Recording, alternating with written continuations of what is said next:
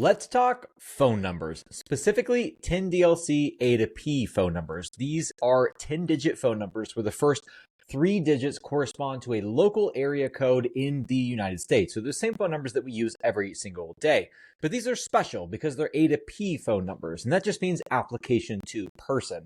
It means that these phone numbers are capable of sending messages from any kind of a software application to a user's handset. So these are not special numbers per se, but they went through a special process called 10DLC registration. This is where your brand or your company information in your campaign or messaging use case are reviewed by the Direct Connect aggregators or DCAs, which sit upstream of your messaging provider and are the gateway to the carriers.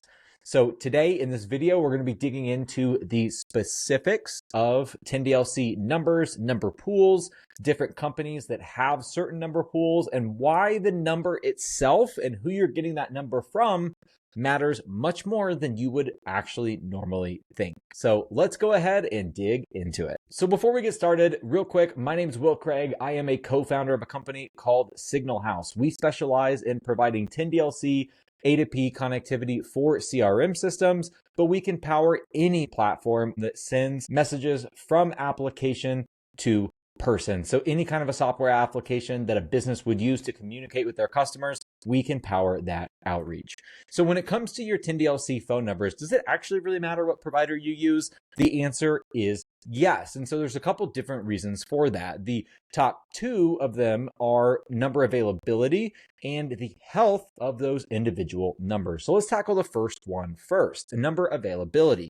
So there are distinct number pools. These are organizations that have purchased a set of phone numbers. They have to go through this whole FCC process or the Federal Communication Commission process to enable them to purchase these phone numbers and then resell them to businesses who need them. Twilio has numbers, for example. Inteliquent or Cinch has numbers, for example. There's Number Wholesale, which we actually use. There are a lot of different number pools across the United States, but each of them are different in certain ways. So when it comes to the number availability, it's how big that number pool is and how many numbers or available numbers they have for you to access. And so that might not be super important when you look at an area code like my home area code, which is the 217 area code, Central Illinois. That area code is not an exhausted area code. So it's not one that's in really high demand. There's not really that many major cities in Central Illinois that people would be grabbing up all the numbers for. Now, if you look at a number like the 305 area code in Miami, that is one that is an exhausted or hard to get area code. Now, at Signal House, we can get that area code. At Twilio, for example, you cannot get that area code. And so Twilio's number pool is smaller than ours. And so I always recommend talk to your provider. If you are shopping for providers, talk to them about who they use for the number pool. First off, if they don't tell you, move on. You need transparency in any kind of a partnership.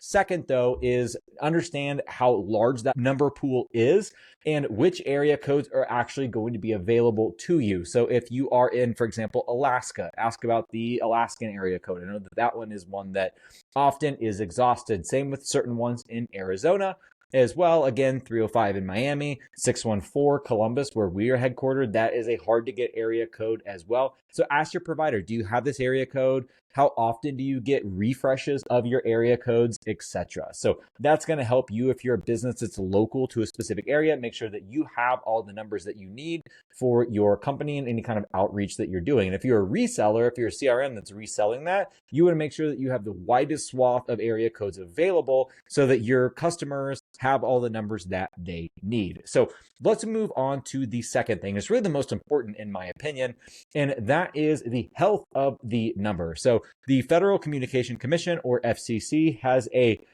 suggestion. It's not a requirement. It's not a rule. It's a suggestion that you do not release a number for 90 days after that number has been selected. So what that means is that if you have a new customer, they go in, they select an area code. They want your system, not necessarily that customer, but your system to hold on to that number for 90 days before it is released. So some number providers, ours, for example, Number Wholesale, require you to hold on to it for 90 days. Some do not. Twilio, for example, doesn't. And the difference here is the health of the number. So if you can grab a number and you can release it, you don't have to factor in that additional cost of renting that or leasing that number for additional months. So if I'm a bad actor or if I'm a scammer, I'm able to acquire those numbers. I'm able to send out a ton of traffic on them. And then I'm able to burn those numbers or turn and burn those numbers, get rid of that number, get a new number, and then do the same thing on that number. What that does is it decreases the reputation for that number. And you see that borne out in certain behaviors. So for example, you might be a target for certain scam and spam messages yourself. So we've actually seen this in the past where when you get a new phone number, prior to going through the shake and stir and voice attestation and all of the different requirements that are necessary to verify for voice on a phone number, you can get a lot of spam calls directly to that phone number. And it's a direct result of the health and the score of that number. So this is sort of an internal metric that certain organizations have where they're able to see what the overall health score of that number is to determine its likelihood of being a legitimate number or a number that is held by potentially a spammer or a scammer. So it's important that you don't have it for that reason. The second reason is this scam likely or spam likely when you are calling. And actually something that we're learning now is that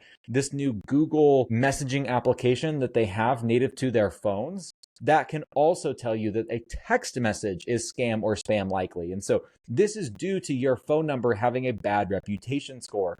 Now for the scam and spam likely with calling, you can go through again, the shake and stir, the voice attestation, all of those additional steps, and your number health will improve. It won't say scam likely or spam likely, but that's an additional step. And before you go through that process, your outbound calls are going to look bad. But if you use a number pool that holds those numbers for 90 days, they are just going to have the normal area code and number on the screen when you're calling, or they'll have the CNAM or your caller ID on the phone itself. And so this is something that's really important to know. It's important to ask. If you are shopping around to a number provider, ask them, do you hold on to these numbers for 90 days or do you let us recycle them? And if they say we let you recycle them whenever you want, ask them, what is the reputation score of those phone numbers? What's the average reputation score of the phone numbers that you have in your number pool? And how can you guarantee that I'm not getting a number that someone has used in a scam and then just refreshed it into the number pool? And so these are questions that you need to be asking. So if you hold them for 90 days, you will not get that high risk, or you will not get that spam likely or scam likely. Again, we use Number Wholesale. We are super happy with their service. Not only are the numbers clean numbers, but the pool is massive, meaning that we, again, have more numbers than Twilio. So these are just questions that you should ask your provider. But to answer the question, does it matter who you are using for your number provider? The answer is absolutely yes. So understand the full process, the full flow, the full sort of back end of any messaging provider that you're working with. Which DCA are they sending things to? Which number provider are they using? These are all vetting questions that you should be asking, and they should be able to answer and answer confidently, because if they can't answer confidently, there's something to hide. So anyway, thank you so much for watching this video. If it was helpful, give it a thumbs up, subscribe to our channel. We provide helpful messaging content in the messaging ecosystem 5 days per week. If you want to check out our products, go to signalhouse.io. We resell our APIs, so you can directly connect with our APIs through our portal. We also have a HubSpot application that is a one-click native HubSpot application that is 10 times better than anything else on the marketplace, and it is cheaper. So massive bargain, great deal. Go ahead and check that out on HubSpot, and we are building our Go High Level application now. So I know that everyone is super excited to see our Go High Level application go live. And trust me, you're going to get some really amazing updates soon. So thank you so much. If this video was helpful, share it with someone else, and we will see you in the next one.